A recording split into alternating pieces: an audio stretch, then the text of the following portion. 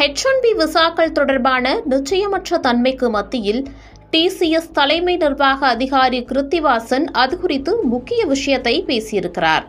2025ஆம் ஆண்டில் அமேசான் நிறுவனத்திற்கு பிறகு H1B திட்டத்தின் இரண்டாவது பெரிய பயனாளியாக TCS உள்ளது என்பதும் குறிப்பிடத்தக்கது. 2025ஆம் ஆண்டில் மட்டும் 5000த்திற்கும் மேற்பட்ட H1B விசாக்கள் அங்கீகரிக்கப்பட்டுள்ளன. என்ன விவரம் என பார்க்கலாம். அமெரிக்காவில் வெளிநாடுகளைச் சேர்ந்த ஊழியர்களை பணிக்கெடுப்பதற்கான H1B விசா கட்டணத்தை 1 லட்சம் அமெரிக்க டாலர்களாக உயர்த்தி அந்த நாட்டு அதிபர் டொனால்ட் ட்ரம்ப் அறிவித்தார். இதனையடுத்து தற்போது டாடா கன்சல்டன்சி சர்வீஸ் நிறுவனம் அமெரிக்காவில் அதன் பணியமர்த்தல் கொள்கை குறித்து தெளிவுபடுத்தியுள்ளது.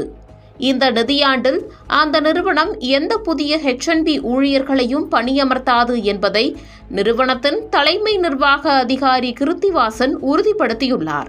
TCS நிறுவனம் இப்போது திறமையாளர்களை உள்ளூரில் பணியமர்த்துவதில் கவனம் செலுத்துவதால் விசா அடிப்படையிலான ஊழியர்களின் பயன்பாடு படிப்படியாக குறையும் எனவும் கூறியிருக்கிறார். TCSன் 32,000 இருந்து 33,000 அமெரிக்க தொழிலாளர்களில் தோராயமாக 11,000 பேர் தற்போது H1B விசாக்களில் உள்ளனர். மீதமுள்ளவர்கள் மற்ற வகை விசாக்களில் உள்ளனர். உள்ளூர் பணியாளர்களின் பங்கேற்பை நாங்கள் படிப்படியாக அதிகரித்து வருகிறோம். ஏனெனில் புதிய வகையான திட்டங்கள் மற்றும் AI செயல்பாட்டுக்கு வருவதால் பணிமுறை மாறிவிட்டது. அங்கு நீங்கள் வாடிக்கையாளருடன் பணியாற்ற வேண்டும் மற்றும் பல்வேறு திறன் தொகுப்புகளும் தேவை என்று கிருத்திவாசன் பேசியிருக்கிறார். H1B விசாவை சார்ந்து நிறுவனம் இயங்கவில்லை, அது இல்லாமலும் இயங்கும் எனவும் குறிப்பிட்டிருக்கிறார். இது ஊழியர்கள் மத்தியில் அதிர்ச்சியை ஏற்படுத்தியிருக்கிறது. குறிப்பாக அமெரிக்கா செல்ல வேண்டும் என நினைக்கும் ஊழியர்களுக்கு ஷாக் கொடுத்து இருக்கிறது. 2025ஆம் ஆண்டில் H1B திட்டத்தின் இரண்டாவது பெரிய பயனாளியாக TCS உள்ளது.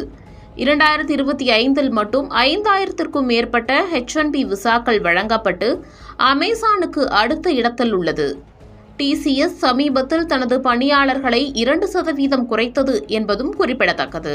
TCS நிறுவனத்தில் பெருமளவில் பணிநீக்கம் செய்யப்பட்டதை பற்றி கிருத்திவாசனிடம் கேட்டபோது 3 முதல் 6 மாதங்கள் வரை பெஞ்சில் இருந்தவர்கள் மற்றும் குறைவான செயல்திறன் கொண்டவர்கள் என 2 வகை ஊழியர்கள் மட்டுமே பாதிக்கப்பட்டுள்ளதாக கிருத்திவாசன் விளக்கியிருக்கிறார்.